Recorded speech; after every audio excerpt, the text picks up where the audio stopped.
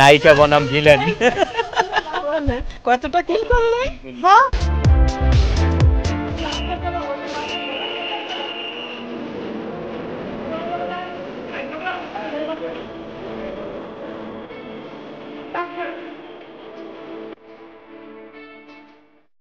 আলমগীর ভাইয়ের সাথে কথা বললাম, আলমগীর ভাই অবশ্যই মনিকা ম্যাডামের সাথে কথা বলে আজকে এই শুটিংয়ের ব্যবস্থা করে দিয়েছেন।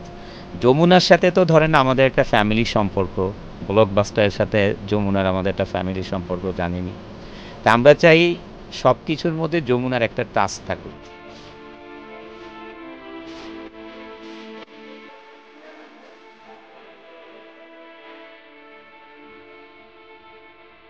তো ভিলেনের সাথে কিলার আসছে আর কি শপিংয়ে।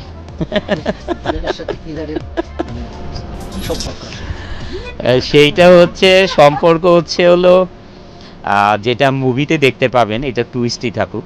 না, নায়ক ভিলেন না তো, কিলার ভিলেন। আসলে খুব ইন্টারেস্টিং গল্প এটা। এটা মানুষ বুঝতেই পারবে না প্রথমে এই ছবিটা আসলে হিরোকে, মানে ফুল ছবিটা একটা ইন্টারেস্টিং ক্যারেক্টার এই ছবিতে।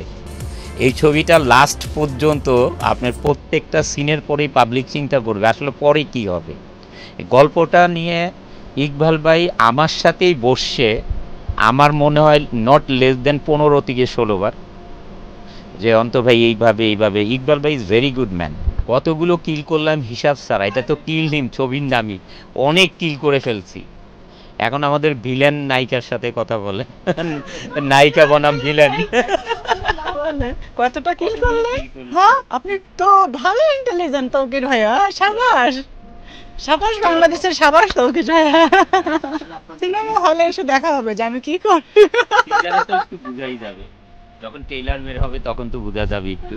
ট্রেইলার বের হলে তখন আমরা চিন্তা করতেছি ট্রেইলার লঞ্চ করব যমুনা ফিউচার পার্কে, ব্লকবাস্টার ট্রেইলার লঞ্চ করবে এবার আমরা।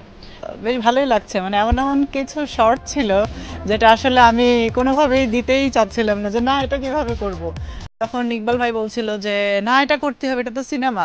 তারপর আমি সাহস পাইনি, ফাইনালি সাহস পেয়েছি, যিনি কিলার, যাকে আমি কিল করাচ্ছি যাকে দিয়ে, মানে আপনাদের হিরো, উনি এসে বললো না সাহস, এটা তো সিনেমা, তুমি একদম ডাইরেক্ট হিট করবা, ডাইরেক্ট মারবা।